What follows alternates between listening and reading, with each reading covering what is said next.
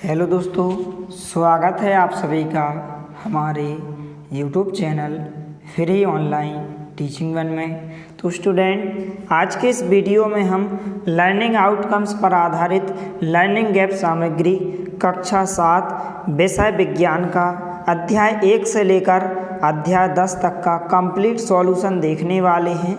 इसके पहले वाले वीडियो में हमने आपको कक्षा 7 विषय हिंदी विषय का ब्रिज कोर्स कंप्लीट सॉल्यूशन के साथ उपलब्ध करा दिया है। यदि आपने इसके पहले वाले वीडियो को नहीं देखा है तो आप हमारे चैनल की प्लेलिस्ट या नीचे डिस्क्रिप्शन बॉक्स में दी गई लिंक पर जाकर आप देख सकते हैं। तो यहाँ पर हम इस वीडियो में कक्षा 7 विषय विज्ञान का ब्रिज कोर्स अध्याय 1 से लेकर अध्याय 10 तक का कंप्लीट सॉल्यूशन देखने वाले हैं। तो वीडियो के साथ अंत तक बने रहिए और चैनल को सब्सक्राइब कीजिए इसी तरह के वीडियोस पाने के लिए। तो यहाँ पर इस प्रकार से खंडवा विषय विज्ञान, तो यहाँ पर सबसे पहले हम जो अध्याय 2 है भोजन के घटक, इस अध्याय को आपको सबसे पहले अच्छे से पढ़ लेना है और नीचे दिए गए प्रश्नों के उत्तर आपको बताना है। तो यहाँ पर मैं इस अध्याय के सभी प्रश्नों के आंसर देखने वाले हैं। तो इस प्रकार से यहाँ पर आपको अध्याय दिया गया है, इसमें यहाँ पर इस प्रकार से चित्र दिए गए हैं। तो इसको आपको एक बार रीड कर लेना है। इस प्रकार से वसा के कुछ स्रोत दिए गए हैं, इसके बाद यहाँ पर प्रोटीन के कुछ स्रोत दिए गए हैं और यहाँ पर वसा के कुछ स्रोत दिए गए इस प्रकार से। इसके बाद यहाँ पर वसा के कुछ स्रोत, जंतु स्रोत। इसके बाद यहाँ पर विटामिन ए के कुछ स्रोत दिए गए हैं, विटामिन बी के स्रोत दिए गए हैं और यहाँ पर विटामिन सी के कुछ स्रोत दिए गए हैं। इसके बाद यहाँ पर विटामिन डी के कुछ स्रोत दिए गए हैं। इसके बाद यहाँ पर आयोडीन के स्रोत दिए गए हैं। तो एक बार इस अध्याय को आपको अच्छे से पढ़ लेना है। इसके बाद यहाँ पर जो आपको वर्कशीट में क्वेश्चंस पूछे गए हैं, इन सभी प्रश्नों के हम आंसर देखने वाले हैं। तो आप वीडियो को रोककर या फिर आप स्क्रीनशॉट लेकर इन सभी प्रश्नों के उत्तर को आप अपनी बुक में अच्छे से लिख सकते हैं। तो यहाँ पर पहला प्रश्न है कि पोषक किसे कहते हैं। तो इस प्रकार से उत्तर हो जाएगा कि पोषक वे पदार्थ होते हैं जो पादपों एवं जंतुओं से मिलते हैं तथा हमारे शरीर के लिए कुछ आवश्यक घटक जैसे होते हैं। इन घटकों को हम क्या कहते हैं? पोषक तत्व कहते हैं। तो इस प्रकार से आंसर हो जाएगा। इसके बाद दूसरा प्रश्न है यहाँ पर कि पोषक के विभिन्न घटकों के नाम लिखिए। तो जो पोषक के विभिन्न घटक इस प्रकार से होते हैं: कार्बोहाइड्रेट, प्रोटीन, वसा, विटामिन तथा खनिज लवण। इसके बाद यहाँ पर तीसरे प्रश्न का ए नंबर का क्वेश्चन दिया गया है, हमारे शरीर को कार्बोहाइड्रेट की आवश्यकता क्यों पड़ती है। तो इस प्रकार से आंसर दिया गया है कि कार्बोहाइड्रेट हमारे शरीर को मुख्य रूप से ऊर्जा प्रदान करते हैं। तो इस प्रकार से आंसर होगा। इसके बाद यहाँ पर तीसरे क्वेश्चन का जो बी नंबर का क्वेश्चन है, कार्बोहाइड्रेट के 5 स्रोतों के नाम लिखिए। इस प्रकार से 5 स्रोत हो जाएंगे। आप कोई भी कार्बोहाइड्रेट के 5 स्रोत के नाम इस प्रकार से लिख सकते हैं। पहला है चावल, इसके बाद गन्ना, मक्का, आलू और पपीता। इसके बाद यहाँ पर चौथे नंबर का जो ए नंबर का क्वेश्चन है, भोजन के किस घटक को शरीर वर्धक भोजन कहते हैं। तो इस प्रकार से उत्तर हो जाएगा कि प्रोटीन युक्त भोजन को प्रायः शरीर वर्धक भोजन कहते हैं। इस प्रकार से आंसर हो जाएगा। इसके बाद यहाँ पर चौथे क्वेश्चन का बी नंबर का क्वेश्चन है, वसा के कोई 5 स्रोतों के नाम लिखिए जो हमें पादपों से क्या होते हैं? प्राप्त होते हैं। तो इस प्रकार से आंसर होगा कि वसा के पादप स्रोत, पहला हो जाएगा मूंगफली, दूसरा सरसों का तेल, तीसरा सूरजमुखी का तेल और चौथा हो जाएगा नारियल का तेल। इसके बाद पांचवा होगा सोयाबीन का तेल। इसके बाद पांचवा क्वेश्चन है, हमारे शरीर में विटामिन का क्या कार्य है। इस प्रकार से आंसर होगा कि विटामिन रोगों से हमारे शरीर की रक्षा करते हैं तथा जो है आँख, दांत और अस्थियों एवं मसूड़ों को स्वस्थ रखते हैं। तो इस प्रकार से आपको उत्तर में लिखना है। इसके बाद यहाँ पर प्रश्न क्रमांक 6 है, विटामिन सी के कुछ स्रोतों के नाम लिखिए। तो इस प्रकार से आंसर होगा कि विटामिन सी के स्रोत इस प्रकार से हो जाएंगे: नींबू, आंवला, टमाटर, संतरा, अमरूद, मिर्च आदि। इस प्रकार से यहाँ पर आंसर होगा। इसके बाद यहाँ पर 7वां क्वेश्चन है, हमारे शरीर को खनिज लवणों की आवश्यकता क्यों होती है? तो इस प्रकार से उत्तर होगा कि शरीर के उचित विकास एवं अच्छे स्वास्थ्य के लिए प्रत्येक खनिज लवण आवश्यक है। इस प्रकार से खनिज लवण के जो स्रोत हो जाएंगे दूध और अंडा। इसके बाद यहाँ पर प्रश्नांक 8 है, निम्न के दो स्रोतों के नाम लिखिए। तो यहाँ पर पहला प्रश्न है आयोडीन के स्रोत। यहाँ पर आपको आयोडीन के स्रोत लिखना है, तो यहाँ पर दूध हो जाएगा और अंडा हो जाएगा।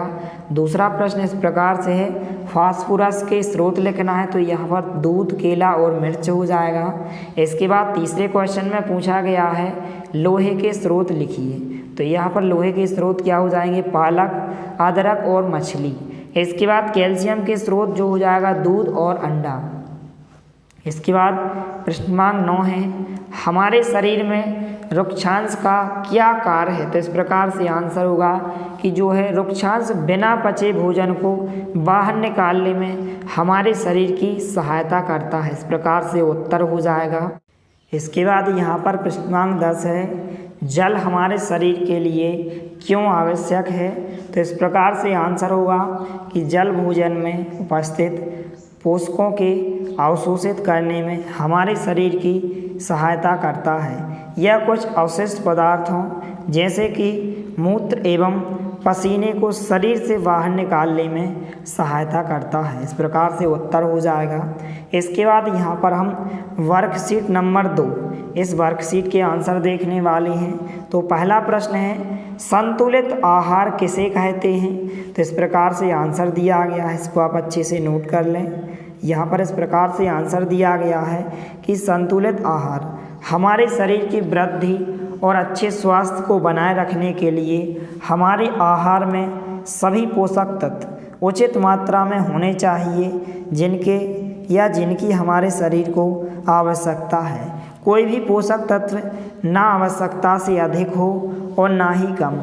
हमारे आहार में पर्याप्त मात्रा में रुक्षांश एवं जल भी होना चाहिए। इस प्रकार के आहार को संतुलित आहार कहते हैं। तो इस प्रकार से आंसर हो जाएगा। इसको आप अच्छे से नोट कर लें और आपको अच्छे से अच्छी हैंड राइटिंग में लिखना है। इसके बाद नेक्स्ट क्वेश्चन है प्रश्नांक 2, क्या प्रत्येक आयु वर्ग के लोगों को एक समान संतुलित आहार की आवश्यकता होती है? क्यों? इस प्रकार से आंसर दिया गया है कि प्रत्येक के आयु वर्ग के लोगों के लिए अलग अलग प्रकार के आहार की आवश्यकता होती है। हमारा संतुलित आहार हमारे शारीरिक कार्य पर निर्भर करता है। तो इस प्रकार से उत्तर हो जाएगा। इसके बाद तीसरा प्रश्न है अल्प व्यय अर्थात कम खर्च या आसानी से उपलब्ध कोई 4 संतुलित आहार में सम्मिलित पोषक आहार का नाम लिखिए। तो इस प्रकार से आंसर हो जाएगा कि मूंगफली, दाल, सोयाबीन, अंकुरित बीज, आटे का मिश्रण, केले, पालक, सत्तू, गुड़, इसी प्रकार के अन्य भोजन कई पोषक उपलब्ध कराते हैं। इस प्रकार से आंसर हो जाएगा। इसके बाद यहाँ पर प्रश्नांक 4 है किसी भी पोषक का अत्यधिक मात्रा में सेवन हमारे शरीर पर क्या प्रभाव डालता है? कोई एक उदाहरण द्वारा स्पष्ट करें। तो इस प्रकार से उत्तर होगा कि किसी भी पोषक का आवश्यकता से अधिक सेवन करने से जो है शरीर पर हानिकारक प्रभाव पड़ते हैं। जैसे अधिक वसायुक्त भोजन खाना हमारे लिए क्या होता है, बहुत हानिकारक हो सकता है। तो इस प्रकार से उत्तर हो जाएगा। इसके बाद यहाँ पर प्रश्नांक 5 है अभावजन्य रोग किसे कहते हैं? तो इस प्रकार से आंसर में दिया गया है कि वे रोग जो लंबी अवधि तथा पोषकों के अभाव के कारण होते हैं उन्हें अभावजन्य रोग कहते हैं। इसके बाद यहाँ पर प्रश्नांक 6 है विटामिन ए की कमी से होने वाले रोग का नाम व उसका लक्षण को लिखिए। तो यहाँ पर इस प्रकार से आंसर दिया गया है कि विटामिन ए की कमी से होने वाले रोग का नाम क्या है, क्षीणता, या इसी रोग को हम दृष्टिहीनता कहते हैं। इसके जो लक्षण होते हैं कमजोर दृष्टि, अंधेरी रात में कम दिखाई देना। इस प्रकार से उत्तर हो जाएगा। इसके बाद यहाँ पर प्रश्नांक 7 है, विटामिन बी के कमी से होने वाले रोग का नाम व उसके लक्षण लिखिए। तो इस प्रकार से आंसर में आपको लिखना है कि विटामिन बी की कमी से जो रोग होते हैं बेरी रोग नामक होता है, और लक्षण जो होता है दुर्बल पेशियों और काम करने की ऊर्जा में कमी होना। इस प्रकार से उत्तर हो जाएगा। इसके बाद यहाँ पर प्रश्नांक 8 है, कैल्शियम की कमी से कौन सा रोग होता है, इसके लक्षण क्या हैं। तो इस प्रकार से आंसर होगा कि रोग कौन कौन से हो जाएंगे, अस्थियाँ और दंत क्षय, और लक्षण जो हो जाएंगे कमजोर अस्थियाँ और दंत क्षय। इसके बाद यहाँ पर प्रश्नांक 9 है, इस प्रकार से आंसर दिया गया है। तो सबसे पहले हम क्वेश्चंस को पढ़ लेते हैं कि आयोडीन व लोहे की कमी से कौन से रोग हो सकते हैं, इसकी कमी को पूरा करने के लिए आवश्यक स्रोत क्या है। इस प्रकार से आंसर दिया गया है कि रोग आयोडीन की कमी से जो है घेंगा या इसी को हम गायटर, लोहे की कमी से जो रोग होता है वह अरक्तता होता है। इसके जो लक्षण होते हैं कि आयोडीन की कमी से जो है गर्दन की ग्रंथि का फूलना या जामा, एवं लोहे की कमी से कमजोरी। इस प्रकार से स्रोत दिए गए हैं पालक, अदरक और मछली। तो इस प्रकार से उत्तर हो जाएगा, इसको आप अच्छे से नोट कर लें। इसके बाद यहाँ पर प्रश्नांक 10 है, तो यहाँ पर क्वेश्चन दिया गया है, सभी अभावजन्य रोगों की रोकथाम किस प्रकार की जा सकती है। तो इस प्रकार से उत्तर दिया गया है कि सभी अभावजन्य रोगों की रोकथाम संतुलित आहार लेने से की जा सकती है। इस प्रकार से उत्तर हो जाएगा। इसके बाद यहाँ पर प्रोजेक्ट कार्य दिया गया है, इस प्रकार से यहाँ पर आप देख सकते हैं प्रोजेक्ट कार्य। तो यहाँ पर पहले प्रश्न में जो प्रोजेक्ट कार्य इस प्रकार से पूछा गया है, यहाँ पर ये भोजन में प्रोटीन के कोई 4 पादप स्रोत एवं कोई 4 जंतु स्रोत के नाम लिखकर दिए गए स्थान पर उनके चित्र चिपकाइए या फिर बनाइए। इस प्रकार से पादप स्रोत दिए गए हैं और जंतु स्रोत दिए गए हैं, तो यहाँ पर आपको उनके नाम लिखना है, यहाँ पर चित्र बनाना है, यहाँ पर नाम लिखना है और चित्र बनाना है। तो सबसे पहले जो पादप स्रोत के नाम हो जाएंगे चना, इस प्रकार से चित्र बनाना है, सोयाबीन इस प्रकार से चित्र, मूंग हो जाएगा इस प्रकार से चित्र, तुअर दाल और इस प्रकार से चित्र।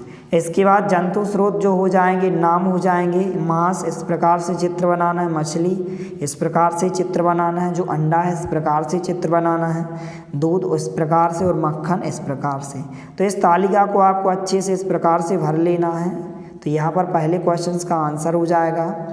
इसके बाद दूसरे क्वेश्चन में इस प्रकार से क्वेश्चन पूछा गया है कि आपके द्वारा दिन भर में जो भी भोज्य पदार्थ ग्रहण किए गए हैं उनकी सूची बनाइए तथा यह भी ज्ञात कीजिए कि उन भोज्य पदार्थों में कौन कौन से पोषक तत्व क्या हैं उपस्थित हैं। तो इस प्रकार से क्रमांक भोज्य पदार्थों की सूची और उपस्थित पोषक तत्व का नाम लिखना है और पोषक स्रोत लिखना है। तो इस प्रकार से आपको लिख लेना है। तो आप वीडियो को रोककर या फिर आप स्क्रीनशॉट लेकर इस तालिका को आप अच्छे से भर सकते हैं। इस प्रकार से यहाँ पर आपको नाम लिखना है और यहाँ पर उपस्थित पोषक तत्व का नाम लिखना है, पोषक स्रोत लिखना है। तो इस प्रकार से आप वीडियो को रोककर इस तालिका को आप अच्छे से भर सकते हैं। इसके बाद यहाँ पर हम देखने वाले हैं स्व आकलन। स्व आकलन में आपसे कुछ क्वेश्चंस पूछे गए हैं। पहला प्रश्न है, निम्न प्रश्नों के उत्तर एक शब्द में लिखिए। ए नंबर का क्वेश्चन है, हमारे शरीर को ऊर्जा देने वाले पोषक का नाम। तो पोषक का नाम क्या होता है? हमारे शरीर को ऊर्जा देने वाले पोषक का नाम कार्बोहाइड्रेट होता है। बी नंबर का क्वेश्चन है, अस्थियों के लिए आवश्यक खनिज क्या होता है? विटामिन डी होता है। इसके बाद सी नंबर का क्वेश्चन है, विटामिन सी की कमी से होने वाले रोग का नाम। तो क्या होता है? स्कर्वी होता है। इसके बाद डी नंबर का क्वेश्चन है, अरक्तता किस खनिज की कमी से होता है? तो लोहे की कमी से होता है। इसके बाद यहाँ पर दूसरा क्वेश्चन है, इसमें आपसे सत्य असत्य पूछे गए हैं कि सत्य असत्य बताइए। पहला ए नंबर का क्वेश्चन है, केवल फल खाने से भी पोषक तत्व मिल जाते हैं। तो यह कथन आपका असत्य है, क्योंकि फल अकेले खाने से पोषक तत्व नहीं मिलते हैं, आपको और भी चीज़ों को खाना पड़ेगा। तो यह कथन आपका असत्य हो जाएगा। इसके बाद बी नंबर का क्वेश्चन है, संतुलित आहार खाकर अभावजन्य रोगों की रोकथाम की जा सकती है। तो यह कथन क्या होगा? सत्य होगा। तो आंसर में आपको सत्य लिखना है। सी नंबर का क्वेश्चन है, कुरकुरे व चिप्स में सभी पोषक तत्व पर्याप्त मात्रा में होते हैं, तो यह कथन भी क्या होगा, असत्य होगा, क्योंकि जो कुरकुरे होते हैं व चिप्स होते हैं इनमें सभी प्रकार के पोषक तत्व पर्याप्त मात्रा में नहीं पाए जाते हैं, कुछ मात्रा में पाए जाते हैं, तो यह कथन क्या होगा, असत्य होगा। इसके बाद डी नंबर का क्वेश्चन है यहाँ पर, अधिक मात्रा में किस पोषक तत्व को ग्रहण करना हानिकारक होता है, तो यह कथन सत्य होगा।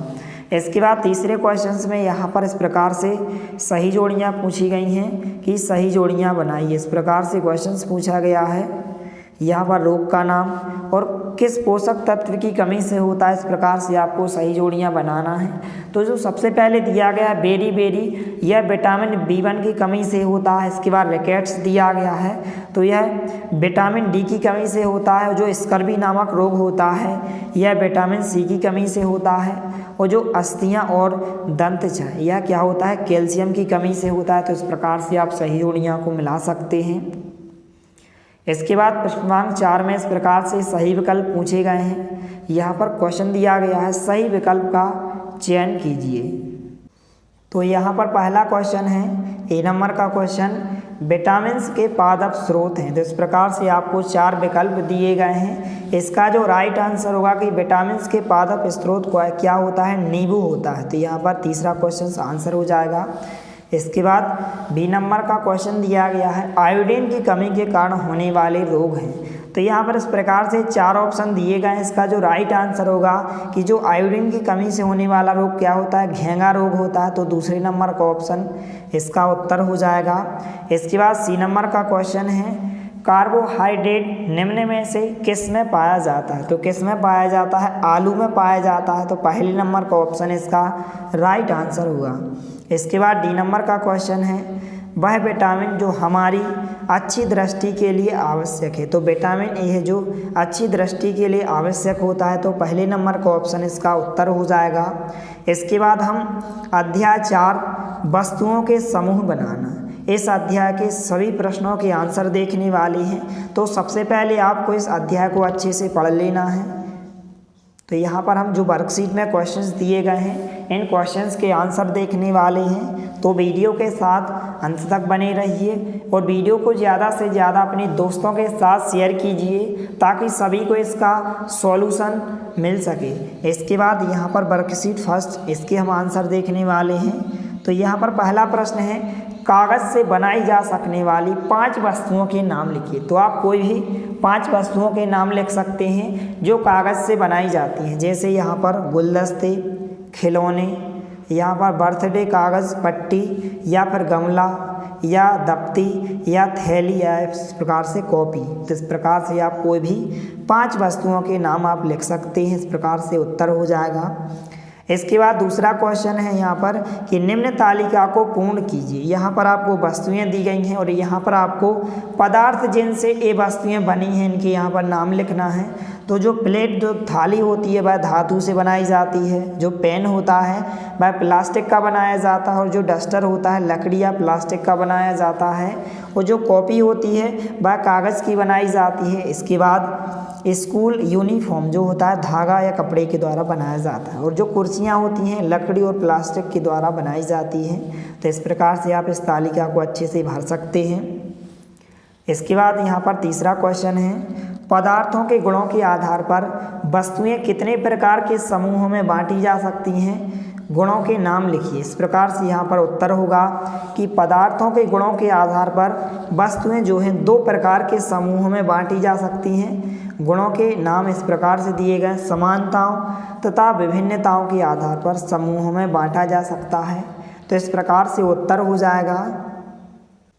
इसके बाद यहाँ पर चौथा क्वेश्चन दिया गया है कि निम्न तालिका को पूर्ण कीजिए। इस प्रकार से आपको एक तालिका दी गई है, यहाँ पर पदार्थ का नाम दिया गया और आपको बताना है कि इन पदार्थों से बनी वस्तुएं 5 बनी वस्तुओं के यहाँ पर आपको नाम लिखना है इस तालिका में।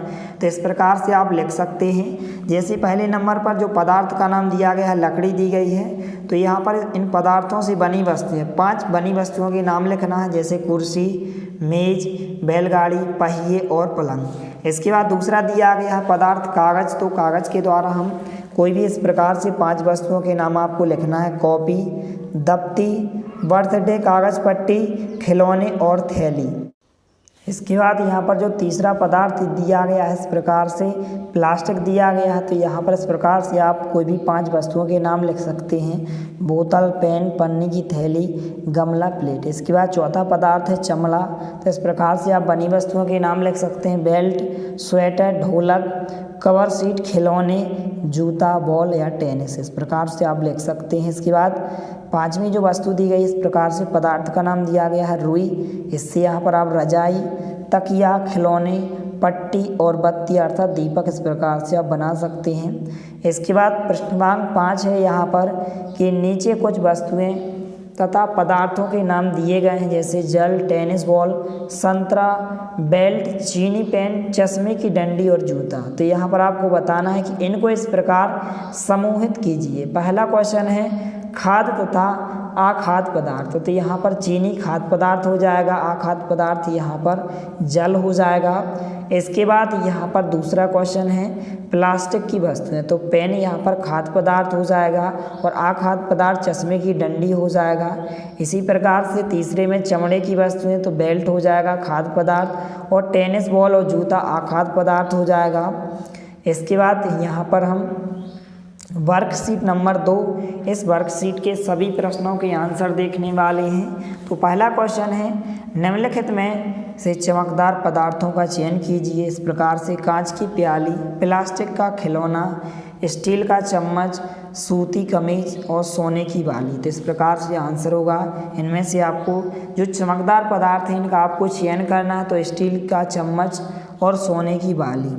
इसके बाद यहाँ पर दूसरा प्रश्न है कि पारदर्शी तथा अपारदर्शी को 2-2 उदाहरण देकर अंतर स्पष्ट कीजिए। तो इस प्रकार से आंसर होगा कि पारदर्शी उन पदार्थों अथवा सामग्रियों जिनसे होकर वस्तुओं को क्या हो जाता है देखा जा सकता है, उन्हें क्या कहते हैं पारदर्शी कहते हैं। उदाहरण के लिए जैसे कांच, जल, वायु तथा प्लास्टिक। इसके बाद अपारदर्शी वस्तुएं इस प्रकार से हो जाएंगी। यहाँ पर ऐसे पदार्थ जिनसे वस्तुओं को नहीं देख सकती हैं अपारदर्शी वस्तुएं कहलाती हैं, जैसे जो तेल लगा कागज़, धुआं या फिर घिसा हुआ कांच। इसके बाद यहाँ पर तीसरा प्रश्न है। इस प्रकार से तीसरा प्रश्न पूछा गया है कि जल में तैरने वाली वस्तुओं की सूची बनाइए। तो इस प्रकार से आंसर होगा कि जल में तैरने वाली वस्तुएं, जो भी जल में तैरने वाली वस्तुएं यहाँ पर आपको उनकी सूची बनाना है। तो प्लास्टिक हो जाएगा, गेंद हो जाएगी, नींबू हो जाएगा, कागज़ हो जाएगा, थैले हो जाएगी या थैली हो जाएगी या फिर नाव हो जाएगी। इस प्रकार से आप लिख सकते हैं। इसके बाद यहाँ पर प्रश्नांक 4 दिया गया है। निम्न तालिका को पूर्ण कीजिए। यहाँ पर आपको कुछ पदार्थ के नाम दिए गए हैं। यहाँ पर आपको जल में विलय हो जाता है या फिर अविलय होता है, आपको इस प्रकार से लिखना है। तो नमक है जो जल में विलय होता है अर्थात घुल जाता है। जो चीनी है जल में विलय होती है। बालू अर्थात जो रेत होती है वह जल में अविलय होती है। और जो चाक पाउडर होता है जल में विलय होता है। लकड़ी का बुरादा जल में क्या होता है अविलय होता है। इसके बाद 5वां क्वेश्चन है यहाँ पर कि कठोर पदार्थ तथा कोमल पदार्थ किसे कहते हैं। दोनों के 2-2 उदाहरण दीजिए। इस प्रकार से कठोर पदार्थ होते हैं कि वे पदार्थ जिन्हें संपीड़ित करना या खींचना या खरोंचना क्या होता है कठिन होता है, कठोर पदार्थ कहलाते हैं। इस प्रकार से आंसर हो जाएगा उदाहरण लकड़ी और लोहा। इसके बाद यहाँ पर कोमल पदार्थ हो जाएंगे कि वे पदार्थ जिन्हें आसानी से संपीड़ित किया अथवा यहाँ पर खरोंचा जा सकता है क्या कहलाते हैं कोमल पदार्थ कहलाते हैं, जैसे रबर और प्लास्टिक। तो इस प्रकार से यहाँ पर कोमल पदार्थ हो जाएंगे और कठोर पदार्थ हो जाएंगे। इसके बाद यहाँ पर जो प्रोजेक्ट कार्य पूछा गया है इस प्रकार से, यहाँ पर पहले नंबर का क्वेश्चन से आ नंबर का क्वेश्चन, नीचे कुछ वस्तुएं दी गई हैं, इन वस्तुओं को तालिका में दिए गए पदार्थों के गुणों के आधार पर अलग अलग कीजिए। जैसे नमक दिया गया, हरी घास, टूटा कांच, थर्मोकोल का टुकड़ा, पेन, बॉल, लोहे की कील, मिश्री, नेफ्थलीन की गोली और स्पंज, तेल लगा कागज़ और कंचा। इस प्रकार से यहाँ पर आपको इस प्रकार से तालिका में नाम दिए गए हैं। यहाँ पर इनको गुणों के आधार पर आपको इनको अलग अलग करना है इस प्रकार से। जैसे नमक है तो यह कठोर होता है, अपारदर्शी होता है, डूब जाता है और विलेय होता है। इस प्रकार से हरी घास कोमल होती है, अपारदर्शी होती है, जल में तैरती है और अविलेय होती है। तो इस प्रकार से आपको इनके सभी प्रश्नों के आंसर को आपको लिख लेना है, इस तालिका को आपको अच्छे से भर लेना है। तो आप वीडियो को रोककर या फिर आप स्क्रीनशॉट लेकर इस तालिका को आप अच्छे से भर सकते हैं। इस प्रकार से आंसर दिए गए हैं, तो इसको आप अच्छे से नोट कर लें। इसके बाद यहाँ पर आपको खंडवा में इस प्रकार से क्वेश्चंस पूछा गया है कि आपके घर में पाई जाने वाली पारदर्शी, अपारदर्शी तथा पारभासी वस्तुओं की सूची बनाइए। इस प्रकार से पारदर्शी, अपारदर्शी और पारभासी।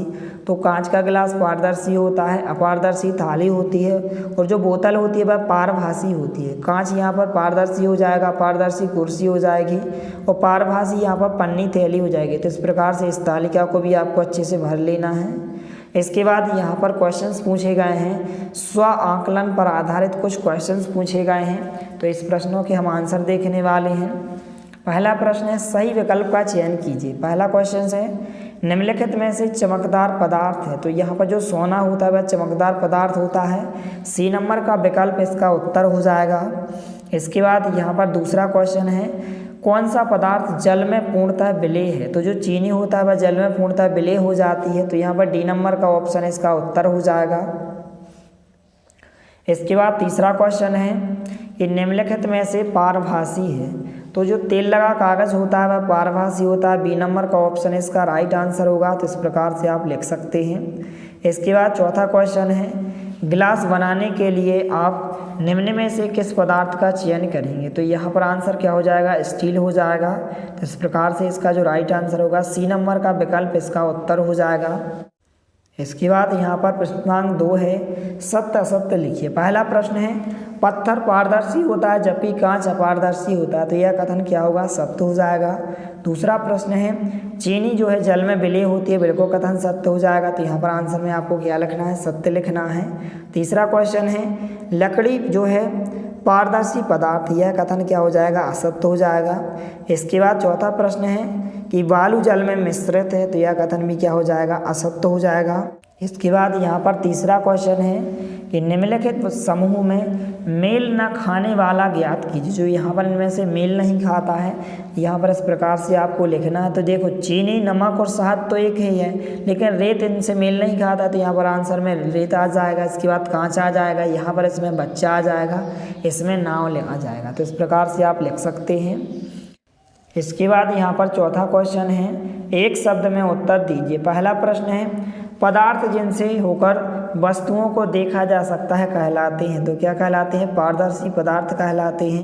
इसके बाद यहाँ पर दूसरा क्वेश्चन है, ऐसे पदार्थ जिनसे होकर जो है वस्तुओं को देख तो सकते हैं परंतु बहुत स्पष्ट नहीं देखा जा सकता है कहलाते हैं। तो क्या कहलाते हैं, पारभासी पदार्थ कहलाते हैं। इसके बाद तीसरा क्वेश्चन है, जिन पदार्थों को आसानी से संपीड़ित किया अथवा खरोंचा जा सकता है कहलाते हैं, क्या कहलाते हैं, कोमल पदार्थ कहलाते हैं। इसके बाद यहाँ पर पांचवा क्वेश्चन है, जल में तैरने वाली जिन वस्तुओं को आप जानते हैं उनकी सूची बनाइए। तो इस प्रकार से यहाँ पर आंसर हो जाएगा। इस प्रकार से आप जल में तैरने वाली जिन वस्तुओं को आप जानते हैं इस प्रकार से उनकी सूची, इस प्रकार से उनके नाम आप लिख सकते हैं। जैसे कागज़, बॉल, प्लास्टिक, हरी घास, थर्मोकोल, बॉल और तेल लगा कागज। इस प्रकार से आपको उत्तर में लिखना है। इसके बाद हम अध्याय 9 सजीव विशेषताएं एवं आवास, इस अध्याय की हम सभी जो वर्कशीट में आपको क्वेश्चंस दिए गए हैं इनके हम उत्तर देखने वाले हैं। तो सबसे पहले इस अध्याय को आपको एक बार अच्छे से पढ़ लेना है। इस प्रकार से यहाँ पर वर्कशीट में क्वेश्चंस दिए गए हैं। तो यहाँ पर वर्कशीट नंबर 1 इस प्रश्न के आंसर देखने वाले हैं। तो पहला प्रश्न है, अपने आसपास पाए जाने वाली किन्हीं 10 वस्तुओं की सूची बनाइए। इस प्रकार से आप आंसर में लिख सकते हैं, पेड़ पौधे, गाय बकरी, लकड़ी और लोहा, गेंद, पत्थर, कुत्ता, पक्षी, फल और यहाँ पर तितली, गाड़ी और साइकिल। इस प्रकार से आप लिख सकते हैं। इसके बाद यहाँ पर प्रश्नांक 2 है, उपरोक्त सूची में से सजीव एवं निर्जीव वस्तुओं को अलग अलग करके लिखिए। इस प्रकार से सजीव वस्तुओं के नाम लिखना है और निर्जीव वस्तुओं के नाम लिखना है। तो पेड़ पौधे, गाय बकरी, कुत्ता, पक्षी और तितली। और यहाँ पर निर्जीव वस्तुएं हो जाएंगी लकड़ी, लोहा, गेंद, पत्थर, गाड़ी और साइकिल। तो इस प्रकार से आप इस तालिका को अच्छे से भर सकते हैं। इसके बाद यहाँ पर तीसरा क्वेश्चन है, मरुस्थल में रहने हुए ऊँट में कौन सी विशेषता पाई जाती हैं। अर्थात जो मरुस्थल में ऊँट रहते हैं उनमें रहने हेतु कौन कौन सी विशेषताएं पाई जाती हैं, कोई 3 विशेषता आपको लिखना है। तो जो है ऊँट के पैर जो हैं लंबे होते हैं। दूसरी विशेषता हो जाएगी कि ऊँट में जो है मूत्र उत्सर्जन की मात्रा बहुत कम होती है। इसके बाद तीसरा हो जाएगी जो विशेषता कि यह जल के बिना अनेक दिनों तक रह सकता है। इसके बाद यहाँ पर प्रश्नांक 4 है, मछली की कौन कौन सी विशेषताएं उसे जल में रहने के लिए जो है अनुकूलित करती हैं। तो इस प्रकार से उत्तर होगा कि मछली की पूंछ एवं पंख जो है चपटी होती हैं। और दूसरी विशेषता हो जाएगी कि मछली के गिल अर्थात जो गलफड़े होते हैं, अर्थात जो इनकी अपनी भाषा में फेफड़े कहते हैं, गिल होते हैं जो उसे जो है जल में श्वास लेने में सहायता करते हैं। तो इस प्रकार से आपको इनकी विशेषताएँ लिखना है। इसके बाद यहाँ पर 5वां क्वेश्चन है, आवास किसे कहते हैं। आवास के 2 प्रमुख प्रकारों का नाम लिखकर उनके दोनों उदाहरण लिखिए। तो इस प्रकार से आप लिख सकते हैं। यहाँ पर आवास दिया गया हो, जलीय आवास दिया। आवास में यहाँ पर आ जाएगा कि सभी सजीवों के रहने के स्थान को आवास कहते हैं। उदाहरण भी आप लिख सकते हैं या इनके प्रकार भी आप लिख सकते हैं। स्थलीय आवास जैसे मरुस्थल और पर्वतीय क्षेत्र। जलीय आवास यहाँ पर जलाशय, दलदल, झील और नदियाँ। इसके बाद हम वर्कशीट नंबर 2 इस वर्कशीट के सभी प्रश्नों के आंसर देखने वाले हैं। तो पहला क्वेश्चन है, मरुस्थल में पाए जाने वाले पौधों की कोई 3 विशेषताएं लिखिए। तो इस प्रकार से आप लिख सकते हैं कि मरुस्थल में उगने वाले पौधों में पत्तियां या तो अनुपस्थित होती हैं या बहुत छोटी होती हैं एवं कुछ पौधों में पत्तियां जो है कांटों अर्थात सूल का रूप ले लेती हैं। तो इस प्रकार से आप उत्तर में लिख सकते हैं। इसके बाद आप आगे भी लिख सकते हैं कि जो यहाँ पर बाष्पोत्सर्जन द्वारा जल की बहुत कम मात्रा निष्कासित करते हैं। इन पौधों में जो है प्रकाश संश्लेषण सामान्यतः जो है तने में होता है। इसके बाद यहाँ पर प्रश्नांक 2 है, पर्वतीय क्षेत्र में पाए जाने वाले जीवों की 2 तथा पादपों की 2 विशेषताएं लिखी। तो इस प्रकार से जीव की 2 विशेषताएं हो जाएंगी और पादप की विशेषताएं हो जाएंगी। तो इस प्रकार से आप वीडियो को रोककर इस प्रश्न के उत्तर को आप अच्छे से लिख सकते हैं। इसके बाद यहाँ पर तीसरा प्रश्न है, घास स्थल में रहने वाले किन्हीं 2 जीवों का उदाहरण देकर उन्हें उस परिस्थिति में रहने हेतु कौन से गुण परिलक्षित होते हैं उन्हें लिखिए। तो इस प्रकार से आपको उत्तर में लिखना है। इस प्रकार से राइट आंसर हो जाएगा। इसके बाद यहाँ पर प्रश्नांक 4 है, 2 समुद्री जीवों के नाम लिखकर यह बताइए कि उनमें गिल ना होने पर वे श्वसन किस अंग द्वारा करते हैं। तो इस प्रकार से आप उत्तर में लिख सकते हैं कि समुद्री जीव जो है डॉल्फिन जैसे व्हेल हो गया, ये सिर पर स्थित जो नासा द्वार होता है अथवा जो यहाँ पर बात छिद्र द्वारा श्वास लेते हैं। तो इस प्रकार से आपको आंसर में लिखना है। इसके बाद यहाँ पर प्रश्नांक 5 है, जलीय पौधों की कोई 3 विशेषताएं लिखिए। तो इस प्रकार से आप लिख सकते हैं कि जलीय पौधों की 3 विशेषताएं। पहली विशेषता होगी कि जलीय पौधों में जो है जड़ का आकार बहुत छोटा होता है। दूसरी विशेषता हो जाएगी इनकी या इनका तना जो है लंबा, खोखला एवं हल्का होता है। इसके बाद जो तीसरी विशेषता हो जाएगी कि जो है तना जल की सतह तक क्या करता है, वृद्धि करता है। इस प्रकार से 3 विशेषताएं हो जाएंगी। इसके बाद हम वर्कशीट नंबर 3 इस वर्कशीट के आंसर देखने वाले हैं। तो पहला प्रश्न है यहाँ पर कि सजीवों को भोजन की आवश्यकता क्यों होती है। तो इस प्रकार से आप आंसर में लिखेंगे कि जो है भोजन सजीवों को उनकी वृद्धि के लिए आवश्यक ऊर्जा प्रदान करता है। सजीवों को उनके अंदर जो है होने वाले जैव प्रक्रमों के लिए ऊर्जा की आवश्यकता होती है। तो इस प्रकार से आंसर हो जाएगा। इसके बाद यहाँ पर दूसरा प्रश्न दिया गया है कि सजीवों में श्वसन के दौरान कौन सी गैस अंदर ली जाती है तथा कौन सी जो है गैस बाहर छोड़ी जाती है। तो आप आंसर में लिख सकते हैं सजीवों में जो है श्वसन के दौरान ऑक्सीजन गैस अंदर ली जाती है तथा कार्बन डाइऑक्साइड गैस जो है बाहर की जाती है। इसके बाद यहाँ पर प्रश्नांक 3 है, पौधों तथा जंतुओं में उद्दीपन के प्रति अनुक्रिया के कोई 2 उदाहरण लिखिए। तो इस प्रकार से आप लिख सकते हैं इस प्रकार से उत्तर हो जाएगा। इसके बाद चौथा प्रश्न है, क्या पौधों में भी उत्सर्जन क्रिया होती है? पौधे किस पदार्थ का निष्कासन करते हैं? तो इस प्रकार से आंसर होगा कि पौधों में भी जो है उत्सर्जन क्रिया होती है। पौधों में अपशिष्ट पदार्थों का निष्कासन जो है स्राव के रूप में होता है। तो इस प्रकार से आंसर हो जाएगा। इसके बाद यहाँ पर पांचवा क्वेश्चन है, प्रजनन की दो विधियों के बारे में लिखिए तथा पौधों में किस प्रकार की प्रजनन क्रिया पाई जाती है, इस प्रकार से आपको बताना है। तो प्रजनन की दो विधियाँ इस प्रकार से होती है, लैंगिक प्रजनन और अलैंगिक प्रजनन। तो इस प्रकार से आप आंसर में लिख सकते हैं। इसके बाद यहाँ पर हम प्रोजेक्ट कार्य के आंसर देखने वाले, जो आपको प्रोजेक्ट कार्य दिया गया है। पहले क्वेश्चन का ए नंबर का क्वेश्चन है, सजीवों में पाए जाने वाले लक्षणों की सूची बनाइए। तो इस प्रकार से आप सूची बनाकर लिख सकते हैं। सजीवों में पाए जाने वाले विभिन्न लक्षण, इस प्रकार से यहाँ पर इनमें लक्षण पाए जाते हैं। जो पहला लक्षण होता है सजीवों में वृद्धि होती है। दूसरा लक्षण हो जाएगा कि सजीवों में श्वसन की क्रिया होती है। इसके बाद जो तीसरा लक्षण होगा कि सजीवों में उद्दीपन की क्रिया होती है। इसके बाद जो चौथा लक्षण होगा कि सजीवों में उत्सर्जन होता है। इसके बाद पांचवा लक्षण होगा सजीवों में प्रजनन होता है। इसके बाद छठवां लक्षण होगा सजीवों में जो है गति होती है। इसके बाद यहाँ पर पहले क्वेश्चन का जो बी नंबर का क्वेश्चन है इस प्रकार से दिया गया है। तो यहाँ पर क्वेश्चन दिया गया है, निम्न विशेषताओं के आधार पर पौधों एवं जंतुओं में होने वाली क्रियाओं का वर्णन कीजिए। तो यहाँ पर इस प्रकार से तालिका दी गई है। इस प्रकार से यहाँ पर आपको आंसर लिखना है कि यहाँ पर होने वाली क्रिया का नाम इस प्रकार से, और पौधों में और जंतुओं में। तो जो पौधों में होता है पत्तियों और रंध्र द्वारा इनकी क्रिया होती है। जंतुओं में श्वसन अंग जो है नाक और त्वचा होती है।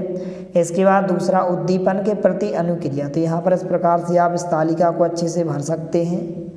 इसके बाद यहाँ पर दूसरे क्वेश्चन का ए नंबर के क्वेश्चन में आपसे इस प्रकार से तालिका दी गई है, अपने माता पिता या बड़े भाई बहन की सहायता लेकर आपके आसपास पाए जाने वाले 20 जंतुओं की जानकारी निम्न सूची अनुसार एकत्र कर लिखिए। तो इस प्रकार से आप लिख सकते हैं। तो यहाँ पर इस प्रकार से आंसर हो जाएगा। इस तालिका को आपको अच्छे से भर लेना है।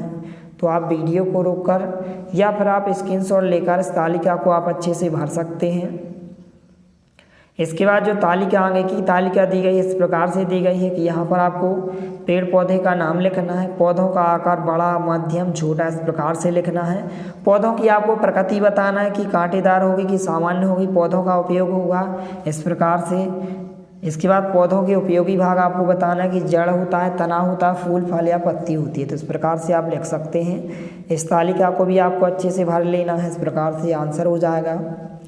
इसके बाद जो स्व आकलन पर आधारित प्रश्न दिए गए हैं, पहला प्रश्न है सही विकल्प चुनकर लिखिए। पहला प्रश्न है ए नंबर का, ऊंट किस स्थान पर रहने के लिए अनुकूलित है? तो कहाँ रहता है? मरुस्थल में रहता है। इस प्रकार से आंसर होगा। इसके बाद यहाँ पर बी नंबर का क्वेश्चन है कि घास स्थल का मुख्य शिकारी पशु है। तो यहाँ पर क्या होता है? शेर होता है। इस प्रकार से आंसर हो जाएगा। इसके बाद सी नंबर का क्वेश्चन है निम्न में से अंडे देने वाला जीव है। तो क्या होता है? मुर्गी जो है अंडे देने वाला जीव होता है। तीसरे नंबर का ऑप्शन इसका राइट आंसर होगा। इसके बाद यहाँ पर डी नंबर का क्वेश्चन है निम्न में से कौन सा पौधा मरुस्थल में पाया जाता है? तो क्या पाया जाता है? जो नागफनी होता है वह मरुस्थल में पाया जाता है। इसके बाद यहाँ पर ई नंबर का क्वेश्चन है जैव घटक का उदाहरण है। तो जो पौधे होते हैं वह जैव घटक का उदाहरण है। और यदि आप इस PDF को डाउनलोड करना चाहते हैं जिसमें सभी प्रश्नों के आंसर दिए गए हैं, तो आप हमारे टेलीग्राम चैनल को ज्वाइन कीजिए। नीचे डिस्क्रिप्शन बॉक्स में लिंक दी गई है। तो टेलीग्राम चैनल पर आपको इसकी PDF उपलब्ध कराई जाएगी। इसके बाद यहाँ पर दूसरा क्वेश्चन है सत्य असत्य पहचान कर लिखिए। पहला प्रश्न है सभी जीवों में जो है श्वसन की क्रिया होती है। तो यह कथन क्या हो जाएगा? सत्य हो जाएगा। दूसरा प्रश्न है निर्जीव वस्तुएं वृद्धि करती हैं। तो यह कथन क्या हो जाएगा? असत्य होगा। इसके बाद तीसरा प्रश्न है प्रजनन में जो है सजीव अपने समान संतान उत्पन्न करते हैं। तो यह कथन सत्य हो जाएगा। इसके बाद चौथा प्रश्न है हिरण घास स्थल में पाए जाने वाला जीव है। तो यह कथन सत्य हो जाएगा। इसके बाद पांचवा क्वेश्चन दिया गया है। तो यहाँ पर पांचवा क्वेश्चन है सभी जीव जो है पौधे एवं जंतु अजैव घटक के उदाहरण है। यह कथन क्या हो जाएगा? असत्य हो जाएगा। इसके बाद यहाँ पर प्रश्नांक 3 है सही जोड़ियां बनाइए। इस प्रकार से प्रश्नांक 3 में यहाँ पर आपको सही जोड़ियां दी गई हैं। जीव पौधे दिए गए हैं और रहने का स्थान दिया गया। तो जो मछलियाँ होती हैं वह जो है तालाब में रहती हैं। इस प्रकार से इसका आंसर तालाब से आपको मिला देना है। इसके बाद पहाड़ी तेंदुआ, जो पहाड़ी तेंदुआ होता है वह पर्वतीय क्षेत्रों में रहता है। इसके बाद जो हिरण होता है वह घास स्थल में रहता है, और जो मेंढक होता है वह समुद्र में रहता है, और जो ऊँट है वह मरुस्थल में रहते हैं। इस प्रकार से आंसर हो जाएगा। इसके बाद यहाँ पर चौथा प्रश्न है, रिक्त स्थानों की पूर्ति कीजिए। पहला खाली स्थान है स्थल अर्थात जमीन पर पाए जाने वाले पौधों एवं जंतुओं के आवास को खालिस्तान आवास कहते हैं। तो स्थलीय आवास कहते हैं। पहले खालिस्तान का आंसर स्थलीय हो जाएगा। दूसरा खालिस्तान है चट्टान, मिट्टी, वायु एवं जल जैसी अनेक निर्जीव वस्तुएं आवास के खालिस्तान घटक हैं। तो क्या है, अजैव घटक होते हैं। दूसरे खालिस्तान का आंसर होगा। इसके बाद तीसरा खालिस्तान है मछली का शरीर खालिस्तान आकृति का होता है। तो कैसा होता है, धारा अर्थात रेखीय होता है। इस प्रकार से आप लिख सकते हैं। इसके बाद चौथा खालिस्तान है सभी जंतु क्या करते हैं, वृद्धि करके शिशु से वयस्क हो जाते हैं। तो यहाँ पर आंसर में आपको क्या लिखना है, वृद्धि। इसके बाद जो लास्ट खालिस्तान है पांचवा, सभी सजीव क्या होते हैं, उद्दीपन के प्रति अनुक्रिया करते हैं। तो यहाँ पर आंसर में आपको उद्दीपन लिखना है। इसके बाद यहाँ पर हम अध्याय 10 गति एवं दूरियों का मापन, इस अध्याय के सभी प्रश्नों के आंसर देखने वाले हैं जो आपको वर्कशीट दी गई हैं।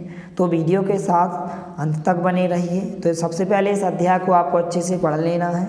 तो यहाँ पर सबसे पहले यहाँ पर आपको वर्कशीट नंबर 1 दी गई है। इस वर्कशीट के हम आंसर देखने वाले हैं। पहला क्वेश्चन है मापन से क्या तात्पर्य है। तो इस प्रकार से उत्तर होगा कि मापन का अर्थ किसी अज्ञात राशि की उसी प्रकार की कुछ ज्ञात राशि से तुलना करना होता है। इस प्रकार से उत्तर होगा। इसके बाद दूसरा प्रश्न है पैर अथवा कदम का उपयोग लंबाई के मानक या मात्रक के रूप में क्यों नहीं किया जा सकता है। तो इस प्रकार से आंसर होगा। इसको आपको अच्छे से लिख लेना है। इसके बाद यहाँ पर तीसरा क्वेश्चन है। इस प्रकार से क्वेश्चन दिया गया है कि पहेली के घर तथा उसके स्कूल के बीच की दूरी 3200 मीटर है। इसे दूरी को किलोमीटर में क्या करिए, व्यक्त कीजिए। तो इस प्रकार से आप व्यक्त कर सकते हैं यहाँ पर। इसके बाद यहाँ पर चौथा क्वेश्चन दिया गया है आपने घर के कमरे की लंबाई पहले कदम अर्थात पैर से और फिर मीटर पैमाने से माप कर उसका मान लिखिए। तो आपको अपने जो कमरे की लंबाई सबसे पहले आपको कदम से नाप कर लिखना है। इस प्रकार से जैसे यहाँ पर हमने 20 कदम लिखा और कमरे की लंबाई आपको मीटर स्केल से नाप कर लिखना है। तो यहाँ पर 30 मीटर यहाँ पर हमने लिखा। इसके बाद पांचवा क्वेश्चन दिया गया है लंबाई का मात्रक क्या है, मीटर पद्धति से क्या तात्पर्य है। तो इस प्रकार से उत्तर होगा कि लंबाई का मात्रक मीटर है और मीटर पद्धति जो है वर्ष सन 1790 में फ्रांसीसियों ने जो है मापन की एक मानक प्रणाली की रचना की जिसे जो है मीटर पद्धति कहते हैं। तो इस प्रकार से आंसर हो जाएगा। इसके बाद यहाँ पर हम वर्कशीट नंबर 2 इस वर्कशीट के सभी प्रश्नों के आंसर देखने वाले हैं। तो यहाँ पर सबसे पहले पहला क्वेश्चन दिया गया है वर्तुल गति किसे कहते हैं, 2 उदाहरण दीजिए। तो इस प्रकार से आंसर हो जाएगा कि वर्तुल गति में कोई वस्तु इस प्रकार गति करती है कि उस वस्तु की किसी नियत बिंदु से दूरी समान रहती है। उदाहरण के लिए जैसे बिजली के पंखे की गति, घड़ी की सेकंड की सुई की गति। इस प्रकार से आंसर हो जाएगा। इसके बाद दूसरा क्वेश्चन दिया गया है आवर्ती गति के 2 उदाहरण लिखिए। तो इस प्रकार से आंसर होगा कि आवर्ती गति ऐसी गति जो एक निश्चित समय अंतराल के पश्चात दोहराई है उसे क्या कहते हैं, आवर्ती गति कहते हैं। जैसे झूला झूलते बच्चे की गति और सितार के डोरियों की गति। इसके बाद यहाँ पर तीसरा क्वेश्चन है सिलाई मशीन की सुई तथा उसके पहिए में किस प्रकार की गति होती है। तो आपको उत्तर में लिखना है सिलाई मशीन की सुई में जो है आवर्ती गति एवं उसके पहिए में जो है वर्तुल गति होती है। इसके बाद यहाँ पर चौथा क्वेश्चन है किसी चलती हुई साइकिल के पहिए तथा चलते हुए छत के पंखों की गतियों में समानताएं तथा असमानताएं लिखिए। तो इस प्रकार से आंसर हो जाएगा। तो आप वीडियो को रोककर इस प्रश्न के उत्तर को आप अच्छे से लिख सकते हैं। इसके बाद यहाँ पर पांचवा क्वेश्चन है फर्श पर लुढ़कती हुई गेंद किस प्रकार की गति प्रदर्शित करती है। तो इस प्रकार से आंसर होगा कि फर्श पर लुढ़कती हुई गेंद जो है सरल रेखीय गति के साथ साथ घूर्णन गति भी करती है। तो इस प्रकार से आंसर हो जाएगा। इसके बाद यहाँ पर आपको कुछ इस प्रकार से तालिका दी गई है। पहला क्वेश्चन है, अपने घर के सदस्यों की लंबाई अलग अलग पैमाने से मापकर निम्न तालिका से भरी। घर के सदस्य के नाम लिखना है। यहाँ पर आपको पहला पैमाना लिखना है मीटर में, दूसरा पैमाना आपको सेंटीमीटर में लिखना है। तो आपको अपने घर के सदस्यों के नाम लिखना है। यहाँ पर पैमाना लिखना है मीटर में और दूसरा पैमाना सेंटीमीटर में लिखना है। तो इस प्रकार से आप तालिका को भर सकते हैं। तो उपरोक्त तालिका के आधार पर आपको क्वेश्चंस के आंसर भी बताना है। तो यहाँ पर ए नंबर का क्वेश्चन है, घर के किस सदस्य की लंबाई जो है मीटर पैमाने अनुसार सबसे कम में है। तो इस प्रकार से आप लिख सकते हैं, जैसे यहाँ पर हमने राहुल को लिखा। इसके बाद बी नंबर का क्वेश्चन दिया गया है, घर के किस सदस्य की लंबाई सेंटीमीटर पैमाने अनुसार सबसे अधिक है। तो ये राजेश की है 150 सेंटीमीटर। तो आप अपने घर के सदस्यों के नाम लिखें, उसी के आधार पर आपको इन प्रश्नों के उत्तर आपको लिखना है। इसके बाद सी नंबर का क्वेश्चन है, घर के जिस सदस्य की लंबाई सेंटीमीटर में सबसे अधिक आई हो उसकी लंबाई को मीटर में बदलिए। तो इस प्रकार से आप लिख सकते हैं, राजेश 150 सेंटीमीटर, तो मीटर में 1.50 मीटर हो जाएगी।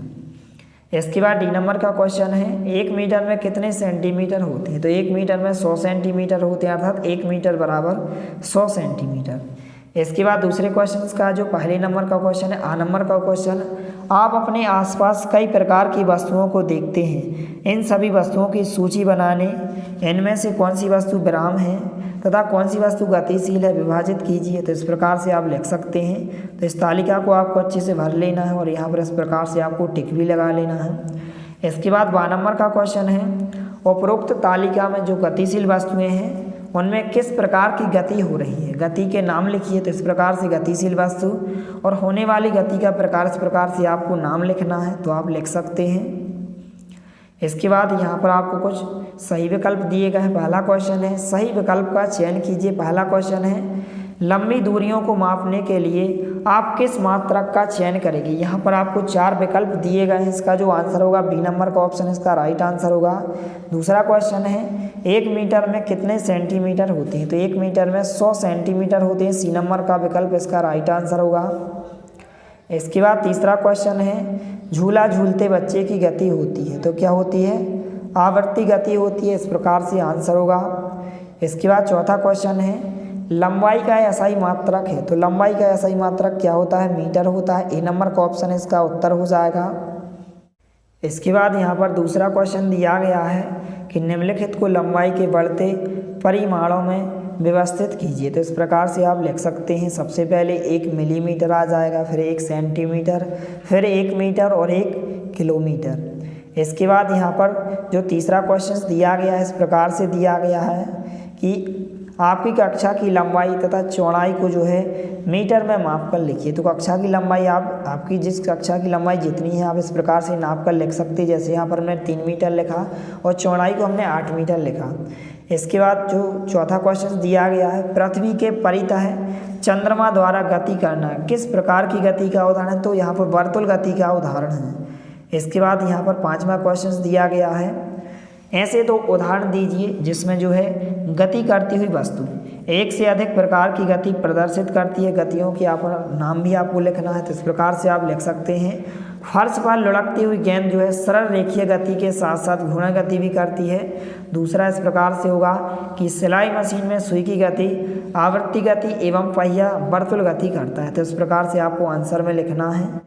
तो इस प्रकार से अध्याय 1 से लेकर अध्याय 10 तक के सभी प्रश्नों के आंसर हो जाएंगे। इनको आप अच्छे से नोट कर लें। इसी तरह आपको और अन्य सभी विषय का जो ब्रिज कोर्स है, लर्निंग आउटकम्स पर आधारित लर्निंग गैप सामग्री, इन सभी प्रश्नों का सॉल्यूशन आपको नेक्स्ट वीडियो में जल्द से जल्द उपलब्ध कराया जाएगा। इसलिए आप हमारे चैनल को सब्सक्राइब कीजिए।